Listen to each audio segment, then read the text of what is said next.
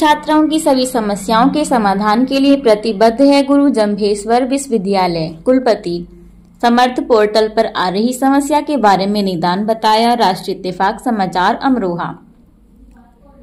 गुरु जंभेश्वर विश्वविद्यालय मुरादाबाद के कुलपति प्रोफेसर सचिन माहेश्वरी ने आज अमरोहा की सुप्रतिष्ठित महाविद्यालय JS हिंदू PG कॉलेज में प्रवेश प्रक्रिया को लेकर बड़े ही विस्तार और तार्किक रूप से प्रेस वार्ता की।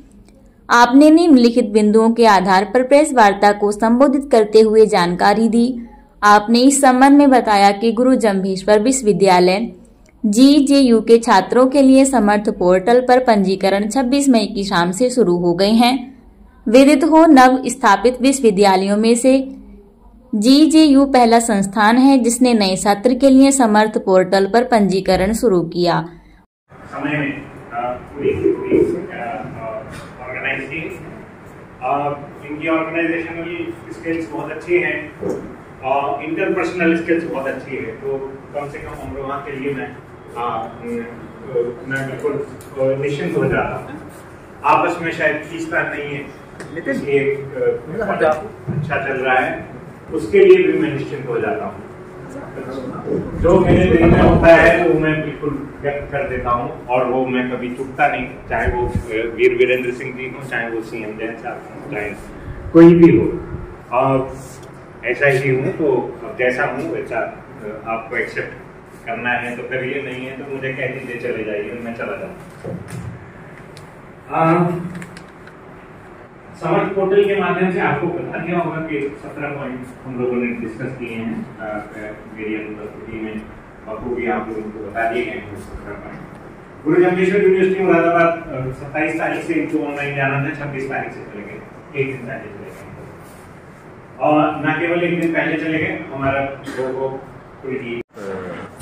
इसीलिए बुलाई गई कि आपको विदित है कि गुरु जंभेश्वर यूनिवर्सिटी मुरादाबाद के लिए जो रजिस्ट्रेशन की प्रक्रिया है वो ऑनलाइन माध्यम से जो कि समर्थ पोर्टल के माध्यम से की जा रही है, वो आरंभ हो चुकी है। क्योंकि ये पहला एडमिशन है तो सभी लोग उत्साहित भी हैं, नर्वस भी हैं और काम करने को तैयार भी हैं।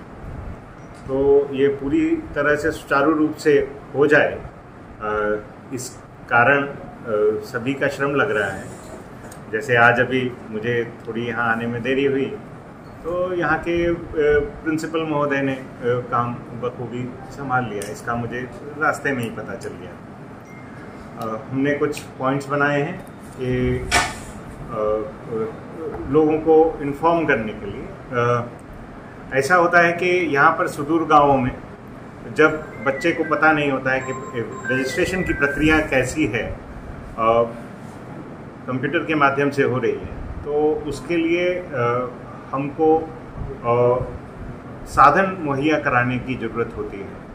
इस बार हमने 27 के आसपास हेल्प डेस्क बनाई है।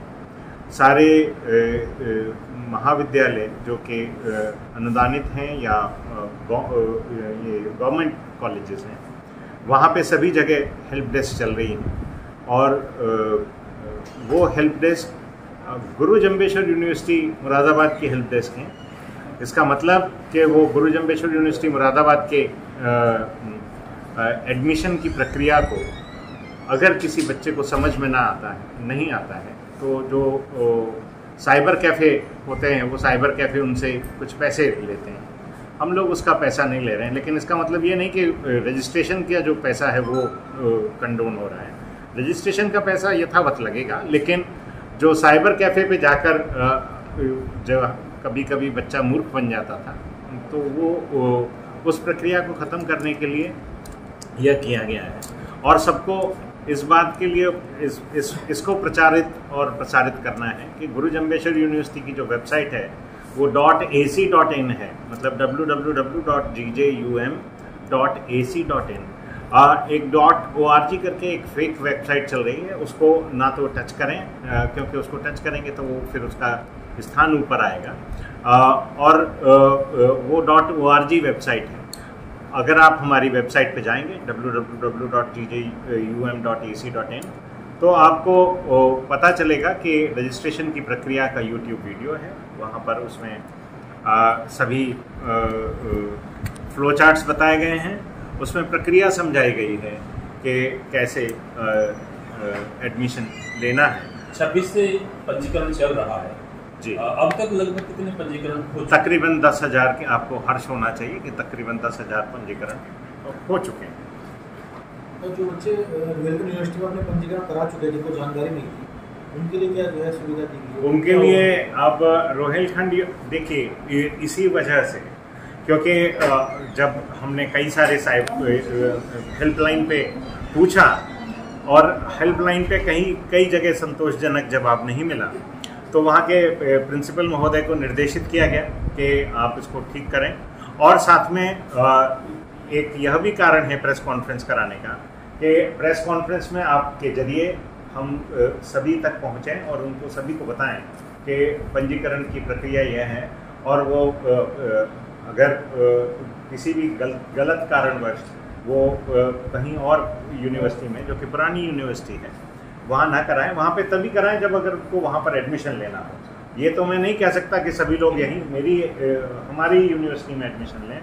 बच्चा स्वतंत्र है किसी भी यूनिवर्सिटी पर जाने के लिए, लेकिन हम इस बात की विश्वास दिलाते हैं और दिलासा दिलाते हैं कि यह यूनिवर्सिटी शायद एक अनूठा प्रयोग है और